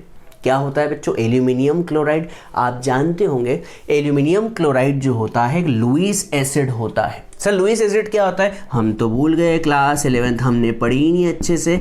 बच्चों आपको बता दूं, लुईस एसिड वो होता है जो इलेक्ट्रॉन पेयर को एक्सेप्ट करता है। क्या करता है बच्चों? इलेक्ट्रॉन पेयर को एक्सेप्ट करता है। कभी आपको LCl3 का स्ट्रक्चर पता हो तो यहाँ पर क्लोरीन 3 जगह जुड़ा होता है और यहाँ पर एल्यूमिनियम को इलेक्ट्रॉन्स की क्या होती है? ज़रूरत होती है। यहाँ पर इलेक्ट्रॉन्स की क्या होती है बच्चों? ज़रूरत होती है। तो आप बताएं यहाँ पर होगा क्या? इसे ज़रूरत है इलेक्ट्रॉन्स की, इसे ज़रूरत है इलेक्ट्रॉन्स की, किसे? इसे। अब इस रिएक्शन में देखिए क्या क्या हो रहा है। एक कंटेनर लिया, उस कंटेनर में एनिलीन लिया, एनिलीन के साथ आपने मिथाइल क्लोराइड ले लिया और साथ के साथ आपने लुईस एसिड ले लिया जो कि यहाँ पर कैटलिस्ट की तरह बिहेव कर रहा है। कैटलिस्ट मतलब जो रिएक्शन को फास्ट करवाए, ठीक है? तो हमने कैटलिस्ट की तरह यूज़ किया था। अब कैटलिस्ट ने ही क्या कर लिया? कैटलिस्ट को इलेक्ट्रॉन की ज़रूरत है। सर क्यों ज़रूरत है? क्योंकि LCl3 एक लुईस एसिड होता है, इस इलेक्ट्रॉन पेयर की ज़रूरत होती है। तो ये जो NH2 का इलेक्ट्रॉन्स है ये इसे डोनेट कर देगा, ठीक है? यहाँ पर रिएक्शन इनके बीच होनी चाहिए थी, शादी इनके बीच होने वाली थी, पर देखिए यहाँ पर तो साली के साथ शादी होगी, ठीक है? यहाँ पर शादी इसके साथ करवाने के लिए हम फ्रीडल क्राफ्ट करवाते हैं, पर हुआ ये कि इसे इलेक्ट्रॉन की ज़रूरत हो गई। यहाँ पर लड़का जो है लड़की के साथ नहीं, उसकी साली के साथ शादी कर रहा है। देखिए तो यहाँ पर इसे इलेक्ट्रॉन की ज़रूरत है और ये इलेक्ट्रॉन ये इसे दे देगा, दे दिया। जैसे ही इसने इलेक्ट्रॉन दिया तो यहाँ पर क्या बन जाएगा? एक सॉल्ट फॉर्म हो जाएगा। हाँ है ना? बन जाएगा, एक सॉल्ट बन जाएगा। अब आप देखेंगे इसने इलेक्ट्रॉन डोनेट किए इसलिए इनके ऊपर प्लस आ गया, इसने इलेक्ट्रॉन एक्सेप्ट किए इसलिए LCl3 के ऊपर माइनस आ गया। अब बच्चों बताओ इनके ऊपर कौन सा चार्ज है? प्लस। और अभी मैंने आपको बताया जब n के ऊपर प्लस चार्ज आ जाए तो इलेक्ट्रॉन को रिंग की तरफ फेंकता नहीं है।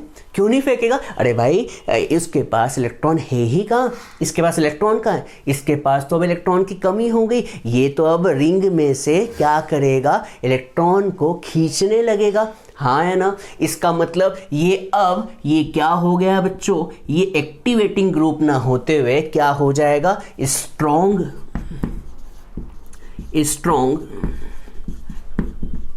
डीएक्टिवेटिंग ग्रुप हो जाएगा ना? अब स्ट्रॉन्ग डीएक्टिवेटिंग ग्रुप हो गया तो ये रिएक्शन आगे फर्दर प्रोसीड ही नहीं होगी और आगे बढ़ेगी ही नहीं, इसलिए यहाँ पर अल्काइल ग्रुप जुड़ ही नहीं पाएगा, ठीक है?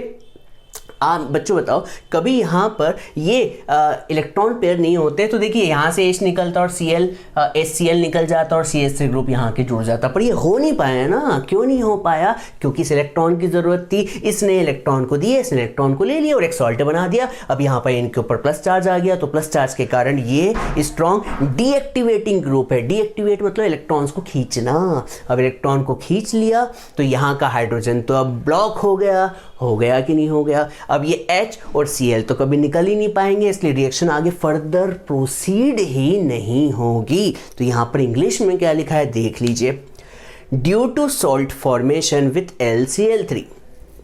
ये एनिलीन जो होता है LCl3 के साथ क्या फॉर्म कर देता है? सॉल्ट फॉर्म कर देता है, which is use as a catalyst. इसे हम किसकी तरह यूज करते हैं? कैटलिस्ट की तरह। Due to this nitrogen of aniline acquires plus charge. देख लीजिए नाइट्रोजन के ऊपर प्लस चार्ज आ गया और इसकी वजह से ये अब क्या हो गया? डीएक्टिवेटिंग ग्रुप, मतलब इलेक्ट्रॉन्स को यहाँ से खींचेगा और इसकी वजह से ये फर्दर रिएक्शन प्रोसीड नहीं हो पाएगी, आगे बढ़ ही नहीं पाएगी। सही है? कभी आपने हेलो अल्केन और हेलो अरीन की कहानी पढ़ी हो तो यहाँ पर CH3 ग्रुप ये H और एक Cl निकल जाता। कितनी सिंपल रिएक्शन है फ्रीडल क्राफ्ट। H निकल जाता है, Cl निकल जाता है, HCl निकल गया और CH3 यहाँ पे जुड़ जाता है। पर CH3 इस रिएक्शन में देखिए जुड़ा ही नहीं, क्योंकि इसने इलेक्ट्रॉन्स को खींच लिया, इसने इलेक्ट्रॉन को दिया, इसने इलेक्ट्रॉन को ले लिया और एक सॉल्ट बना दिया और यहाँ पर इनके ऊपर प्लस चार्ज डाल दिया। अब जैसे ही चार्ज आया इलेक्ट्रॉन को खींचने लगा और रिएक्शन को वहीं की वहीं स्टॉप कर दिया। CH3 तो अब जुड़ नहीं पाएगा। तो aniline does not undergo Friedel Crafts reaction, why? तो आप लिख दीजिएगा due to salt formation with LCl3। जल्दी से बच्चों नोट डाउन कर लें। यहाँ पर हम आज के लेक्चर को कंप्लीट करते हैं। उम्मीद करता हूँ बच्चों आपको लेक्चर समझ में आया होगा। चलिए अब हम नेक्स्ट लेक्चर में जल्दी ही मिलेंगे। तब तक के लिए bye bye, tata, see you, thank you, जय हिंद, वंदे मातरम।